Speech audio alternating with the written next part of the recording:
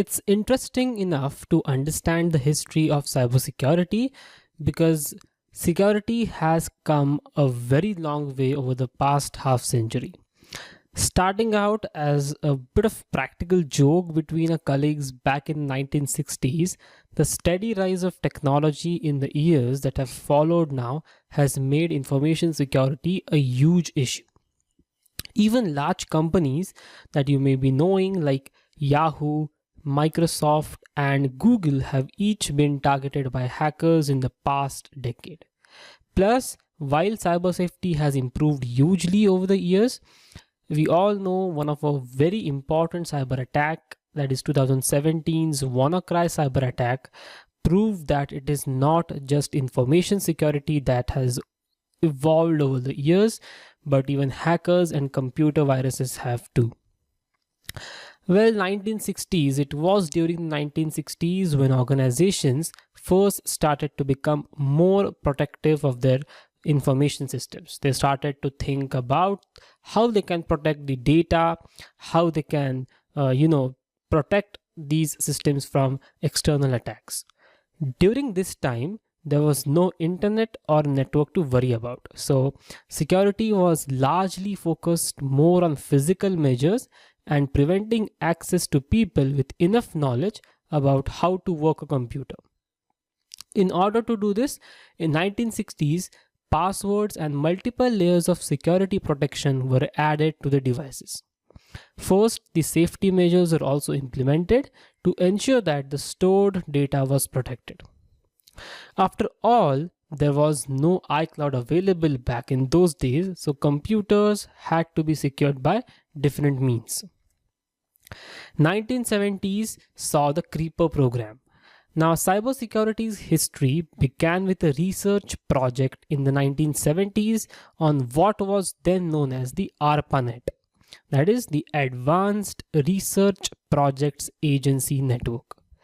A researcher named Bob Thomas created a computer program which was able to move the ARPANET's network, leaving a small trail wherever it went. He named that program as the Creeper program because of its printed message that was left like, "I am the creeper, catch me if you can." Then Ray Tomlinson, that is the man who invented the email, later designed the program which took Creeper to the next level, making it the self-replicating and the first ever computer worm. Now, Thomas and Tomlinson's programs may have been designed as a bit of mess around, but again, they actually served a highly important purpose, revealing a number of flaws in the ARPANET. 1980s, the world of internet. Now, over the years that followed, computers started to become more and more connected.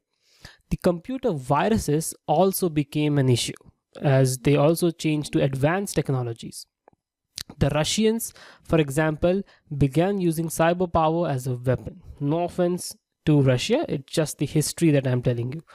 So when it comes to the Russians, again, along with Russians, even German computer hacker Marcus Hess used to steal the US military secrets. 2 years later, in 1988, the birth of the world famous Morris worm, if I'm right. It's Morris worm. Morris worm was one of the major turning points in the history of information security. Network usage began to expand rapidly, and more universities, militaries, and governments became connected to it. That meant that the security measures required had to gradually become more expensive as well. Now, the Morris worm, which is named after its inventor Robert Morris, the worm was designed to propagate across network, infiltrate the terminals using a known bug, and then copy itself. However, its ability to self-replicate would be its downfall as worms replicated so aggressively that it rendered the targeted computers inoperable and slowed the internet to a crawling pace. Now, this Morris worm led to the formation of Computer Emergency Response Team, that is the CERT, in order to prevent further issues and cyber attacks. 1990s saw the rise of firewalls. Now, with the internet becoming available to the public, more and more people began putting their personal information online.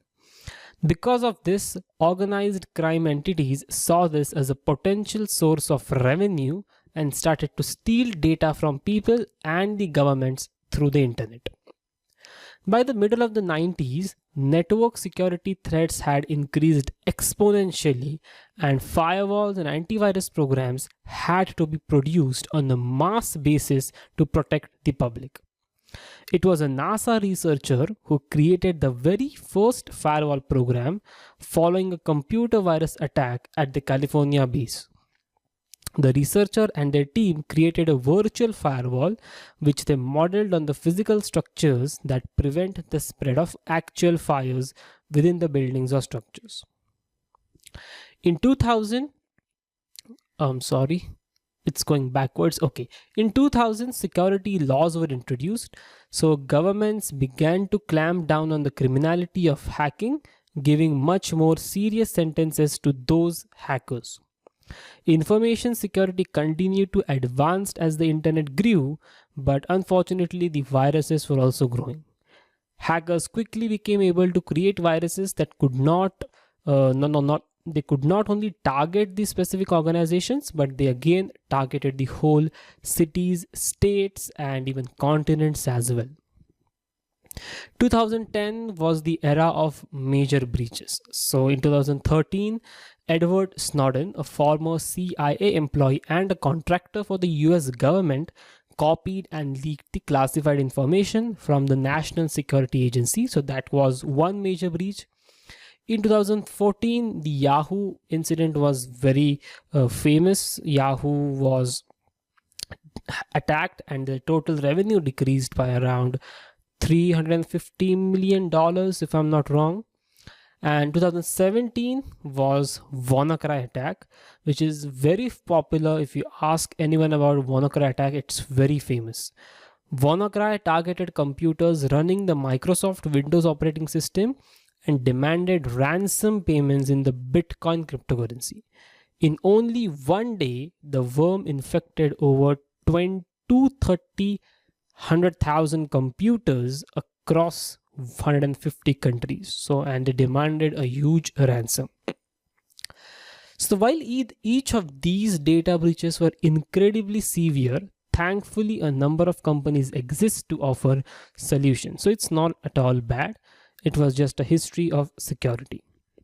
However, on a more personal level, it is vital for you to understand why security is important, and that is why I wanted to give you an overview of history of cybersecurity.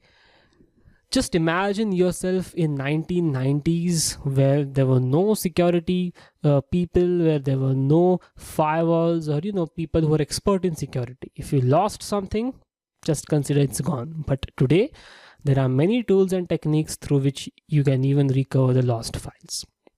So this was the history of cybersecurity. In the next lecture, we are going to talk about the key terms that you need to understand before you move ahead in the course. We are going to discuss a lot of terms, so stay tuned and keep the momentum going. I will see you in the next lecture.